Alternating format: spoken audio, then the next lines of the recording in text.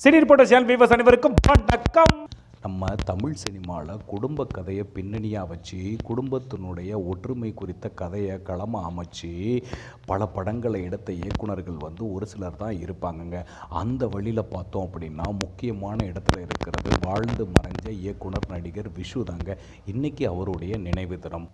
இந்த அவருடைய நினைவு தினத்தில் அவர் எடுத்த சில படங்களை பற்றி நாம் இன்றைக்கி இந்த தொகுப்பில் பார்க்க போகிறோம். அதாவது என்ன அப்படின்னு கேட்டிங்கன்னா, குடும்ப கதை மட்டுமே அவர் அதிகமாக கவனம் செலுத்திக்கிட்டு இருந்தார். விஷு படம் அப்படின்னு சொன்னால் கண்ணை மூடிட்டு நாம் எல்லாரும் திரையரங்குக்கு போய் குடும்ப சகிதமாக உட்காந்து பார்க்குற அளவில் அப்படி இருக்கும் அவருடைய படங்கள் எல்லாமே. அதாவது அவர் படங்களில் நடிக்கிற ஒவ்வொரு கேரக்டர்களுக்கும் அது கதாநாயகன் கதாநாயகி அப்படிலாம் அந்த பாரபட்சமே கிடையாதுங்க.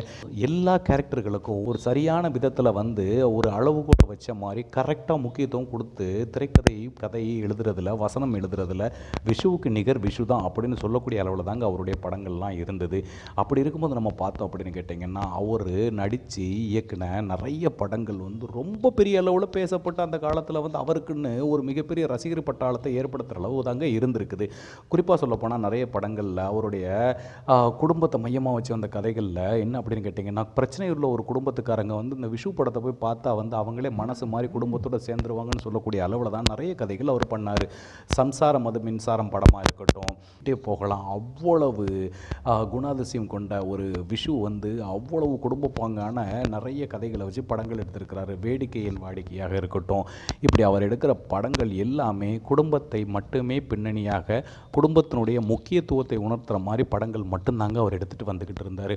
அப்படிப்பட்ட இயக்குனர் விஷு மணல் கயிறு அப்படிங்கிற ஒரு படத்து மூலமாக ரொம்ப பிரபலம் அடைஞ்சார். அதோடு மட்டும் இல்லாமல் நம்ம சூப்பர் ஸ்டார் ரஜினிகாந்த் கூட அவர் நிறைய படங்களில் நடிச்சிருக்கிறாரு. ஆமாங்க, நீங்கள் நம்ம மன்னன் அப்படிங்கிற ஒரு படத்தை பார்த்தோம் அப்படின்னா அதில் விஜயசாந்திக்கு அப்பாவா, சூப்பர் ஸ்டார் ரஜினிகாந்துக்கு மாமனாராக ஒரு கேரக்டர் ப்ளே பண்ணியிருப்பார். அதோடு மட்டும் இல்லாமல் அருணாச்சலம் அப்படிங்கிற படத்தில் ஒரு ரொம்ப ரொம்ப ரொம்ப ரொம்ப முக்கியமான ஒரு கேரக்டரில் அவர் நடிச்சிருப்பார். ரஜினிகாந்தை பற்றி அவர் யார், அவருடைய தாய் தகப்பன் யார் அப்படின்னு தெரியப்படுத்தக்கூடிய அந்த கதாபாத்திரத்தில் சிறப்பாக நடிச்சிருப்பார் நம்ம இயக்குனர் விஷு.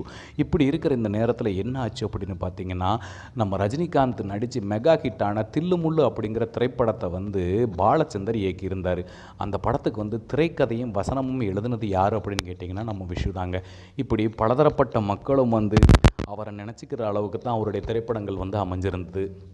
அப்படிப்பட்ட இயக்குனரும் நடிகருமான விஷுவுடைய நினைவு தினமான இன்றைய தினத்தில் சினி ரிப்போர்ட்டர் சார்பாக நம்மளுடைய நினைவஞ்சலியை செலுத்திக்கிறோம். அதோடு மட்டும் இல்லாமல் இப்போ விஷு மாதிரி இயக்குனர்கள் வருவார்களா அப்படின்னு ஏங்குற அளவுக்கு தான் இன்றைக்கி அவருடைய படங்களை திருப்பி திருப்பி பார்க்குற அளவுக்கு தான் இன்றைக்கி திரையுலகத்தில் ஒரு பயணம் போய்கிட்டு இருக்குதே தவிர, அவர் இடத்தை இன்னொருத்தர் நிரப்புவாரா, அவரை மாதிரி இன்னொரு அப்படிங்கிற கேள்விக்கு காலம் மட்டுமே பதில் சொல்லுங்க.